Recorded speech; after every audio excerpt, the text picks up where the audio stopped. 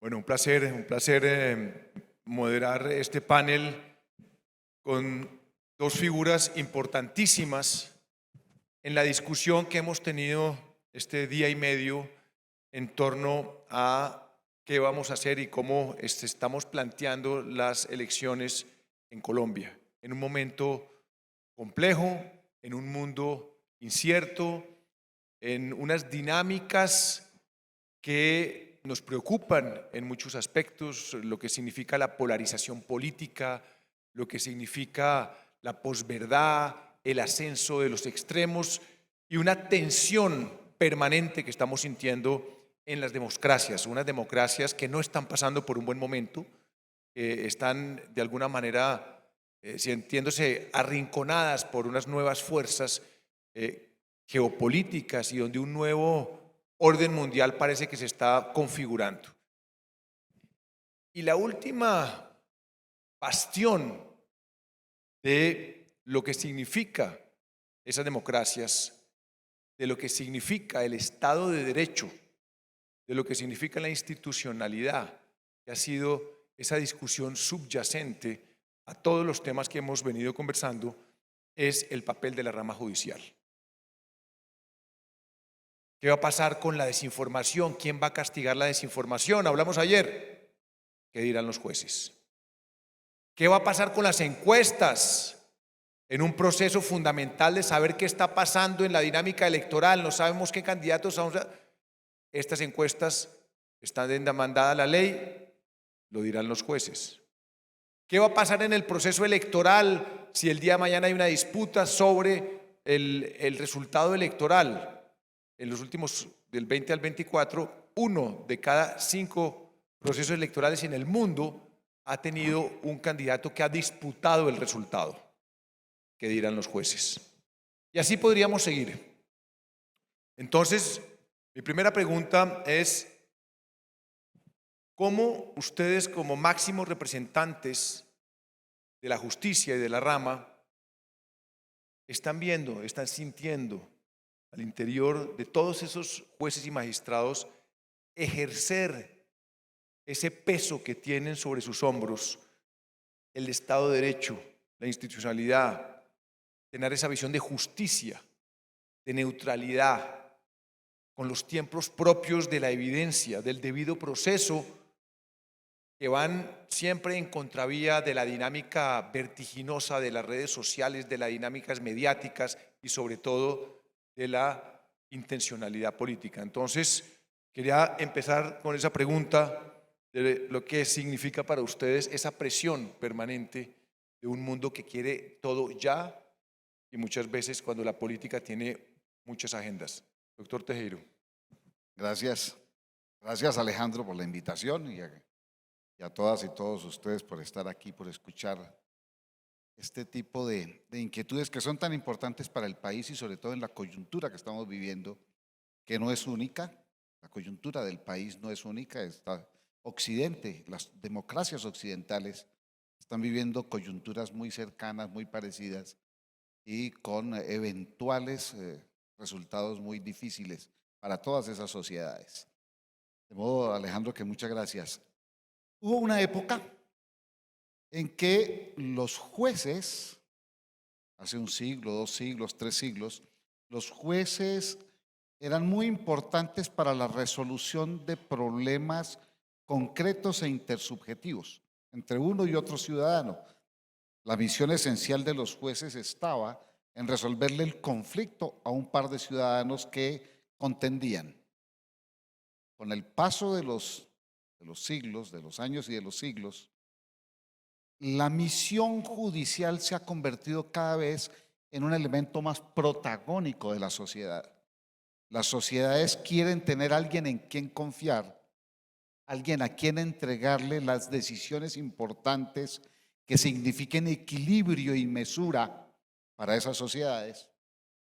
Y eso ha generado que los sistemas judiciales de Occidente, en el mundo de hoy, tengan esa función más de equilibrio social. Ya no exclusivamente de resolución de conflictos intersubjetivos, sino de equilibrio social. Pero en las democracias, y en las democracias de Occidente, esa función no se puede cumplir si las sociedades no confían en la democracia como tal y en la justicia como base esencial de la democracia, en la organización judicial como base de la democracia. De manera que es necesario fomentar la confianza en esa democracia y en esa justicia y en las organizaciones judiciales. Y aquí entran a jugar un papel fundamental instituciones sociales diferentes a la misma justicia. Quienes hoy representamos a la Administración de Justicia sabemos que estamos desempeñando un papel, que lo estamos haciendo bien, que lo estamos haciendo con entrega, que estamos cumpliendo una función esencial para el Estado. En el caso de la Corte Suprema de Justicia tiene 139 años como Tribunal de Casación, 139 años cumpliendo esa función como Tribunal de Casación. La Corte Suprema tiene muchos más años. Sabemos que se están cumpliendo y se han hecho y se han cumplido adecuadamente las funciones que les corresponde, pero ahora tienen que entrar otras instituciones a crear formación democrática para el aprecio de la función judicial y para el aprecio de la democracia. ¿Qué significa esto? Cuando uno revisa en la juventud del mundo de hoy, se encuentra con que nuestros muchachos, en términos generales, no tienen un conocimiento claro de los valores democráticos, de qué significa el valor democrático, qué significa la justicia, entre otros de los valores democráticos, qué significa separación de poderes, qué significa independencia judicial, qué significa participación democrática, qué significa todo esto. Y eso implica que tenemos que generar unas condiciones de confianza de la gente y para eso hay que hacer formación, hay que formar. Y en esa formación son determinantes los medios, las universidades, los gremios a los que nos estábamos refiriendo hace 20 minutos y en fin, toda la sociedad debe adquirir un carácter más formativo en los valores democráticos para poder asentar una democracia y una justicia como las queremos y como las necesitamos, no solo para estas próximas elecciones, para todo el futuro de un país que queremos en paz, tranquilo, desarrollado, boyante y grande. Muchas gracias, doctor Tejero. Doctor Ibáñez, frente a esa visión quería sumarle un pequeño ingrediente y es el equilibrio que ustedes tienen que todos los días pensar entre los silencios necesarios para la acción de la justicia que ustedes representan y los pronunciamientos también necesarios frente a la opinión pública de lo que ustedes representan y los mensajes que a veces tienen que enviar. Es un tema que no debe ser fácil tampoco en el mundo de polarización. Doctor Ibáñez. Muchas gracias. Para efectos del equilibrio nos falta el presidente del Consejo de Estado, que es muy importante. Que no pudo venir. Que no pudo, exacto, pero que es muy importante tenerlo presente porque es un actor fundamental. Al fin y al cabo es la autoridad judicial que tiene a su cargo ejercer justo a través de la sección quinta y o de la sala plena, según el caso, un control judicial muy importante por motivo de la actividad electoral y otros asuntos relacionados con la participación democrática, razón por la cual una respuesta total, integral de la rama judicial supondría una respuesta también del Consejo de Estado. Yo digo ahí esto, nosotros hemos tenido unas transformaciones en la vida política del país muy importantes que pasan, uno, por una normatividad que nos permite desde la Constitución del 91 fortalecer la organización electoral para garantizar la autonomía de la organización electoral y que aunque hubo algunos vacíos o algunas fallas en esa regulación original, fue complementada después con reformas del año 2003, la reforma política del 2003, del año 2005, del año 2009, del año 2015 y finalmente una más pequeña en el año 2018. Y hay una estructura normativa que garantiza desde la Constitución unas reglas de juego claras para el ejercicio democrático, para el proceso electoral, para la participación activa de partidos y movimientos políticos, para el ejercicio de los mecanismos de participación popular y adicionalmente para la garantía de la oposición. Y eso permite suponer que hay unas reglas que a su turno tenemos que garantizar que se cumplan desde el Poder Judicial. Segundo, hay esa institucionalidad. Y me parece que es muy importante que tengamos presente que Colombia tiene una organización electoral autónoma con un Consejo Nacional Electoral que, si bien algunos reclaman algunos elementos complementarios, y una Registraduría Nacional del Estado Civil que también reclama unos elementos complementarios, es suficiente, y tan suficiente ha sido que nos ha garantizado desde 1994 para acá, después de la vigencia de la Constitución del 91, unas elecciones libres en las cuales no hemos tenido unas controversias sustanciales como las que han tenido en otros momentos otras democracias en momentos más difíciles que exigieron igualmente la intervención de los jueces. Verbigracia en los Estados Unidos en elecciones presidenciales, nada más y nada menos. También tenemos que advertir que hay vacíos normativos desde el punto de vista legal, no constitucional. Desde el punto de vista legal, y tenemos que hacer ese reconocimiento, nosotros seguimos trabajando con un código electoral de 1988, o del 86 con adiciones en el 88, lo que significa que tenemos un código electoral hecho para una actividad política y una actividad electoral antes de la Constitución del 91. Y sobre esas bases, inclusive la Corte Constitucional ha exhortado al legislador desde el año 2008 para que haya una actualización del Código Electoral, que hoy debe hacerse a través de una ley estatutaria. Y se han hecho dos intentos importantes, uno en el año 2020, otro en el año 2022.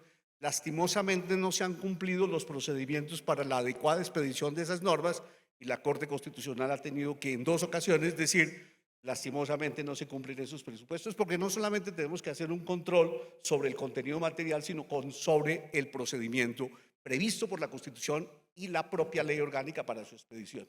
Pero a pesar de eso, ustedes lo han visto, y especialmente en el caso de la Corte Constitucional y el Consejo de Estado, y me refiero a la Corte Constitucional, con las reglas que existen en la Constitución, ha sido un trabajo muy importante para garantizar desde esas reglas constitucionales, más algunas reglas estatutarias expedidas a partir de 1994 y las demás que han sido expedidas con posterioridad, las últimas de las cuales hasta el año 2018, le ha permitido a la Corte, y en lo que no está allí, ha fijado reglas jurisprudenciales que le ha permitido sortear las dificultades que se han presentado o en el proceso electoral, o en los procesos de participación, o en los procesos de partidos y movimientos políticos, o en estatutos en el ejercicio de la oposición. Y en eso simplemente lo que hay es una actuación permanente, activa y constante de la rama judicial, desde el punto de vista de la jurisdicción contencioso administrativa y de la jurisdicción constitucional, para garantizar que en cualquier caso, siempre que haya una controversia, ahí hay una solución inmediata por los jueces de la República, que están disponibles siempre para resolver de manera oportuna y eficiente, y con la posibilidad de adoptar una decisión definitiva las controversias que se presentan en esta oportunidad. Luego, para el futuro, ahí está, con todos los elementos, con todas las competencias y con todas las habilidades y posibilidades que la Constitución, las reglas legales, estatutarias y las reglas jurisprudenciales dan para que el Poder Judicial, y especialmente las tres cortes, porque también las tres jurisdicciones, porque también la jurisdicción ordinaria es jurisdicción constitucional a través del ejercicio de la acción de tutela, por ejemplo, o de otros mecanismos, estemos disponibles para actuar y dar garantías de seguridad, transparencia y tranquilidad en un proceso electoral. Cualquiera que sea la actuación que se adopte por una autoridad pública, cualquiera que sea la actividad que se despliegue, inclusive por los electores, por los partidos o movimientos políticos, ahí hay un poder judicial para actuar de manera inmediata con el fin de dar tranquilidad, seguridad, que es lo que necesita la sociedad, y con mayor razón para garantizar la genuina expresión popular, que es lo que requiere una sociedad que en ese instante, aún polarizada, requiere una decisión tranquila y serena de cada uno de los jueces de la República. En esa línea, digamos, de serenidad y de lo que significa ejercer la justicia en una sociedad, hablemos de la independencia de esa justicia. Es fundamental en la separación de poderes. Y la dinámica y vida propia de la justicia pues tiene sus tiempos, tiene sus deliberaciones, tiene su constatación con la evidencia, tiene el debido proceso y se van activando.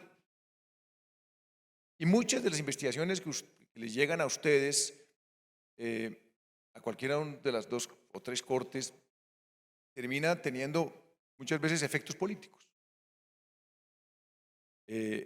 Ya sea por la vía de personas que terminaron lanzando esa política y que tienen investigaciones, personas que gobernaban tienen investigaciones, temas de campañas que vienen de atrás, reformas en el Congreso que terminan en la Corte, como en este caso la pensional, y todo pues termina muchas veces en el ámbito de lo político, ¿no?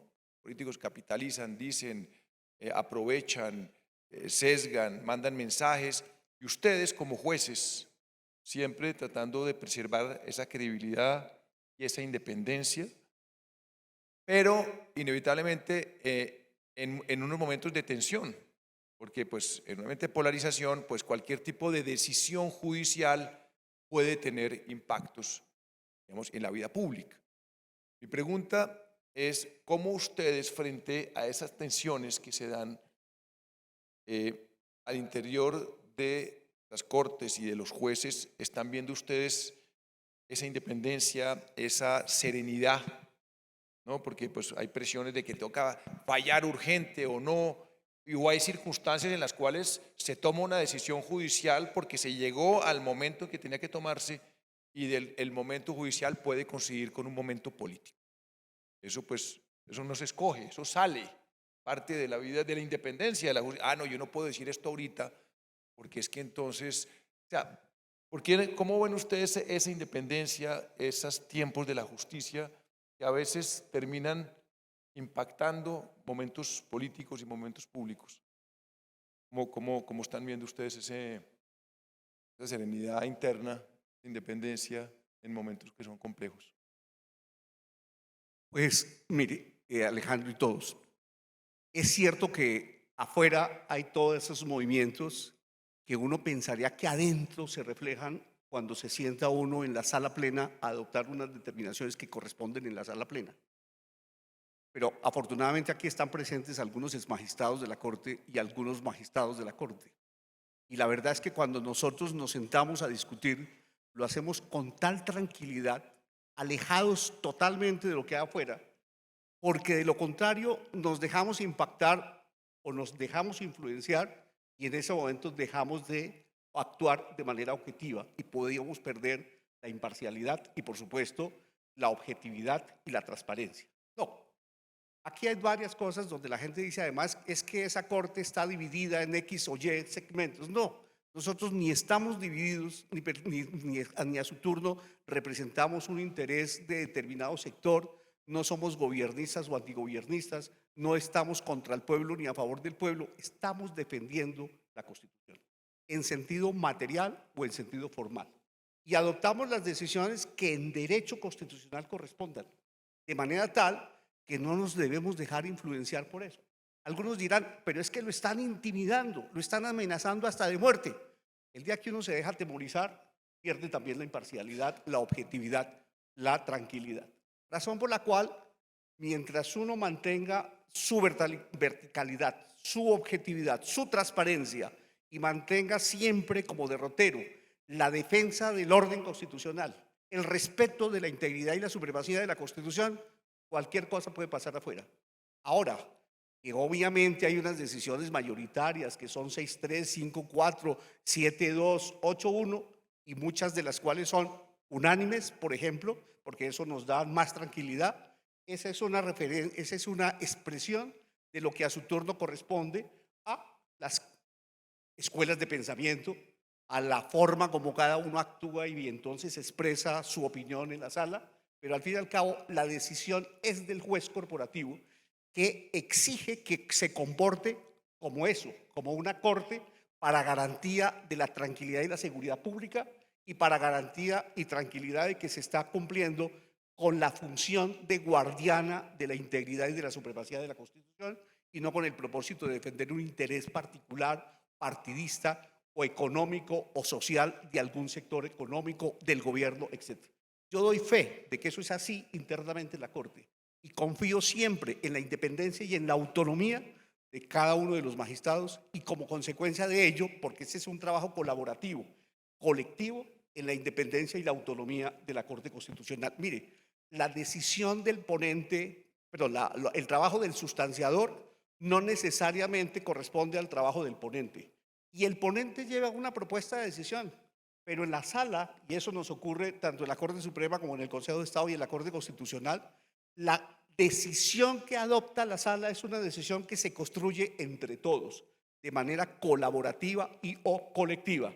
Y uno deja de ser el ponente de la decisión, del proyecto de decisión, para convertirse simplemente en el relator. Esto es, el que expresa la opinión de la corporación como juez y no la opinión de uno. Si quiere dejar consignada su opinión, para eso está la aclaración de voto o el salvamento, pero no será la decisión de la corporación. Y en eso la sociedad tiene que estar tranquila, de que hay unas decisiones objetivas, imparciales y transparentes por parte de cada uno de los jueces y en el caso de la Corte Constitucional, que lo son con toda esa objetividad. Conclusión, nada puede intimidar a un juez que impida que le garantice su independencia, su imparcialidad y su autonomía como magistrado, como juez, y a la corporación, que es el juez, en ningún caso que lo vaya a afectar. Y nosotros creemos que a pesar de eso, de lo que sucede afuera, eso no nos afecta.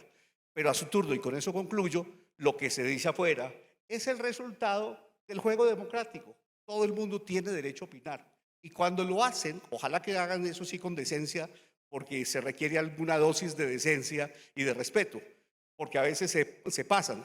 Pero cuando eso ocurre es porque las instituciones funcionan, porque la democracia funciona, porque aquí todo el mundo tiene derecho a opinar e inclusive a disentir. Y si lo hacemos respetuosamente, no importa, ahí estaremos cumpliendo cada uno de nosotros las funciones que nos corresponden.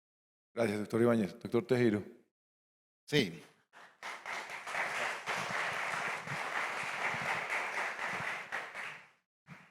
Sí, uno no ve que haya una posibilidad de lesión a la independencia judicial interna. Es decir, que los actos de agresión, que los actos de intimidación tengan la posibilidad de llegar hasta cambiar el criterio personal de cada magistrado y de cada juez.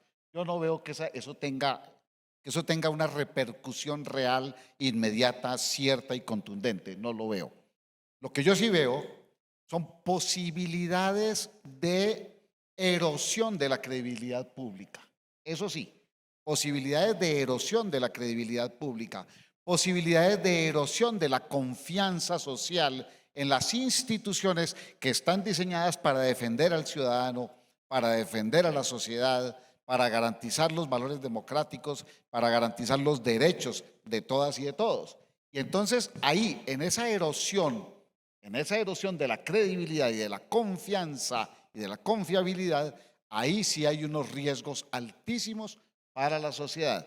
Pero insisto, no hay riesgo en que la intimidación contra los jueces, cualquier tipo de juez, o de los de alta corte, o de los jueces municipales, o de los jueces del circuito, o en los tribunales que están en todo el país, el riesgo de intimidación es muy menor, muy menor. Insisto, el riesgo está al otro lado. Ahora, es normal, es natural, en todas las sociedades de Occidente ocurre lo que hemos llamado, lo que se ha llamado toda la vida los juicios paralelos. La ciudadanía tiende a hacer su propio juicio con abstracción del cúmulo de conocimiento que en cada expediente existe frente a cada caso concreto. Y entonces el ciudadano se atreve a decir, ese es culpable o ese es inocente, este ganó o este perdió, las elecciones son así o no son así, o este otro tiene o no tiene la razón. Y normalmente en ese juicio paralelo no hay el cúmulo de conocimiento suficiente como el que tiene el juez cuando tiene el expediente y lo va a revisar. Entonces suceden ese tipo de efectos que son perversos, que terminan lesionando credibilidades, confiabilidades y todo lo demás. Y es justamente ahí donde todos tenemos que actuar. Toda la sociedad tiene que actuar para prevenir que siga ocurriendo ese tipo de circunstancias o que ese tipo de circunstancias tenga una influencia determinante en la sociedad. Insisto, en la credibilidad. Un minuto, Alejandro, Claro, si doctor, me lo permite, claro que sí. porque creo que nos quedó pendiente de resolver un tema suyo que nos generó y es el de la oportunidad. A veces una decisión nuestra puede generar un efecto político. Y yo le digo con toda tranquilidad, no solamente puede generarlo, sino que en veces es necesario que lo genere. Es inevitable, pero necesario. Voy a poner dos ejemplos. El primero fue el referendo del año 2003. Es que el referendo requería una revisión previa del referendo por parte de la Corte Constitucional. Y era necesario que se pronunciara la Corte antes de que se produzca la decisión popular. Uno. Dos, uno de los más importantes. ¿Recuerdan ustedes la segunda reelección del presidente Uribe? Era muy importante que la Corte adoptara una decisión sobre ese tema porque ese actor político podía estar o no estar, y en ese momento era no solamente inevitable, sino necesario que se pronunciara, porque de lo contrario estaría él de candidato, cualquiera que hubiera sido las circunstancias, o no debería estar y no estuvo, y como consecuencia de ello, en la sociedad dijo, menos mal que la Corte Constitucional se pronunció cuando tenía que pronunciarse en el momento oportuno con el propósito de limpiar el tablero electoral. Y entonces hay decisiones de esa naturaleza que requieren que el Tribunal Constitucional, en este caso, se pronuncie de manera inmediata, oportuna e inevitable, sin lo cual no se puede adoptar una decisión. Lo mismo sucedió en los años 90 cuando se convocó, por ejemplo, la segunda papeleta después de la séptima papeleta. Es que no se podía tomar ninguna determinación si la Corte Suprema de Justicia no adoptaba una sentencia como la que adoptó 2 días antes de cuando se produjo el depósito de las papeletas el 25 de mayo frente a la contienda del 27, o para convocar la constituyente. No podíamos proferir no se podía convocar sí o no la constituyente si no había un pronunciamiento de la Corte Suprema de Justicia como Tribunal Constitucional, como lo hizo el 9 de octubre de 1990, para poder convocar en diciembre la constituyente. En esos casos es sumamente necesario que se pronuncie en el momento que es y cuándo es. Bueno, una última pregunta sobre un tema que me parece inevitable no tocar, y es el tema de la desinformación. Ayer estuvimos discutiendo largamente sobre los peligros de la desinformación, sobre lo que significa la desinformación frente a un proceso electoral, pero ya hemos venido viendo cómo la desinformación pues está también erosionando y socavando la democracia en muchos aspectos. Pues, según todos los estudios que ya muchos de nosotros conocemos, pues es una de las mayores preocupaciones de la humanidad y de los sistemas democráticos. Y por supuesto, la pregunta es, bueno, más allá de que nosotros tengamos una responsabilidad como líderes de tratar de hacer una pedagogía de los medios, tenemos un papel de calidad de la información, etcétera, pues la justicia, digamos, también tiene un papel fundamental desde el punto de vista constitucional, desde el punto de vista del castigo, de cómo enfrentar eso. Y a veces es muy complejo por el tema transnacional, por el tema de las grandes plataformas tecnológicas, por el tema de que la desinformación se difunde por agentes o actores que de buena fe están transmitiendo una información que termina en hechos o en tragedias, como mencionaron ayer el caso de la registraduría de La Gabarra, ¿no? Que hay un origen que es replicado por un agente que cree que es cierto y termina en hechos trágicos y en grandes o posibles delitos. ¿Ustedes cómo están viendo, digamos, ese tema desde el tema constitucional, desde el tema penal, de como esa frontera de enfrentar la complejidad de la desinformación y sobre todo, pues, entendiendo que es una de las grandes preocupaciones de cara a las próximas elecciones? Lastimosamente no solamente es un problema local y nacional, es uno de los graves problemas que afecta en este momento a muchas sociedades y que tiene una repercusión muy importante en la democracia. Ese es uno de los temas que están erosionando universalmente a la democracia, especialmente, obviamente, donde hay democracia, que es en Occidente, y que obliga no solamente a abordar el problema sobre la desinformación, sino la mala información y al mismo tiempo una información indebida, abusiva, que genera, por supuesto, un comportamiento sobre un sector de la sociedad o de manera generalizada sobre la sociedad. Nosotros hemos, a través de la vía de la revisión de las decisiones de tutela de los jueces, hemos tenido la oportunidad de analizar en varias sentencias, muchas de ellas, el comportamiento de los agentes en las redes sociales que afectan el derecho al buen nombre, el derecho a la honra o adicionalmente otros derechos fundamentales que necesariamente influyen en el comportamiento de otros agentes.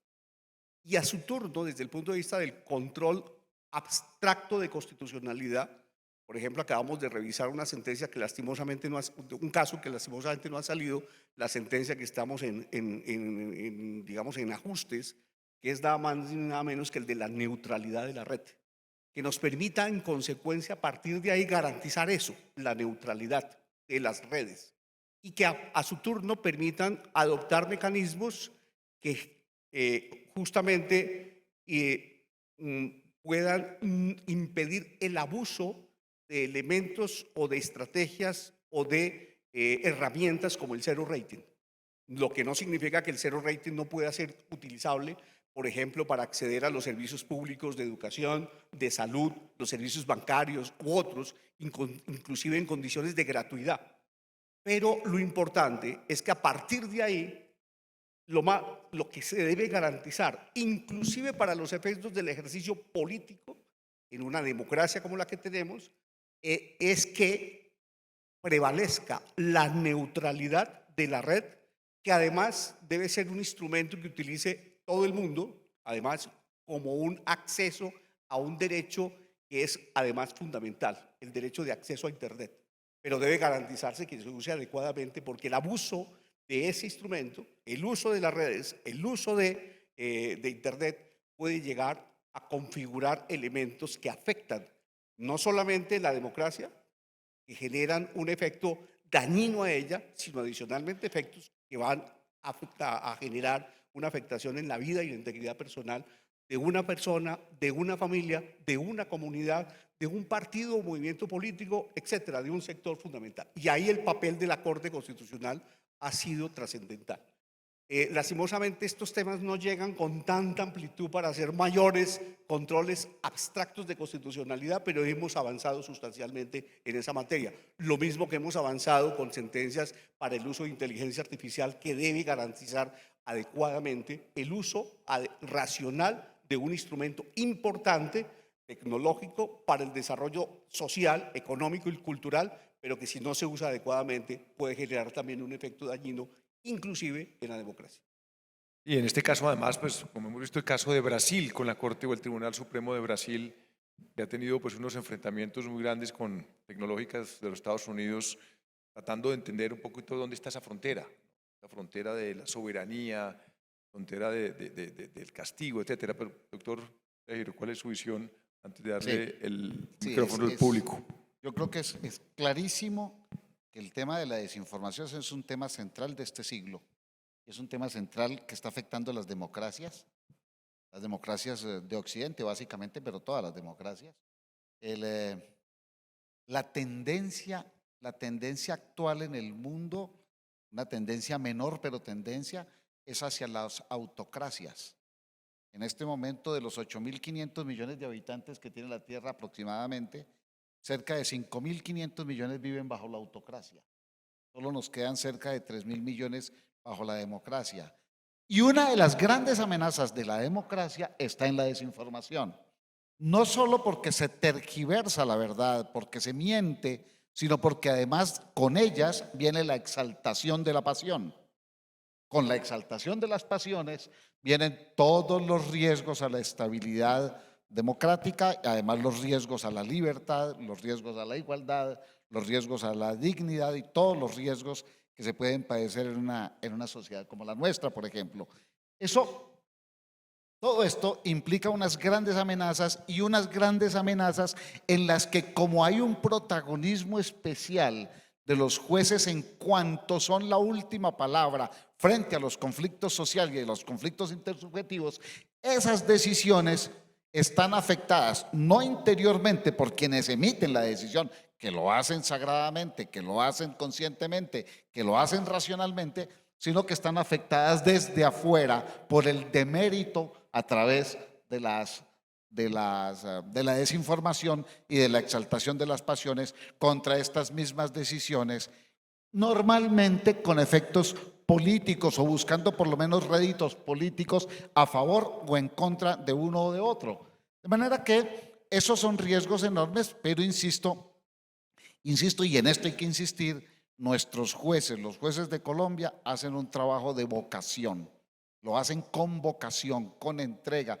Nuestros jueces normalmente son gente entregada, con vocación, dedicada a la función de administrar justicia. Luego, esa desinformación a ellos no los afecta, ellos trabajan conscientemente, pero insisto, lo que sí puede afectar es hacia afuera, creando un demérito frente a las decisiones judiciales.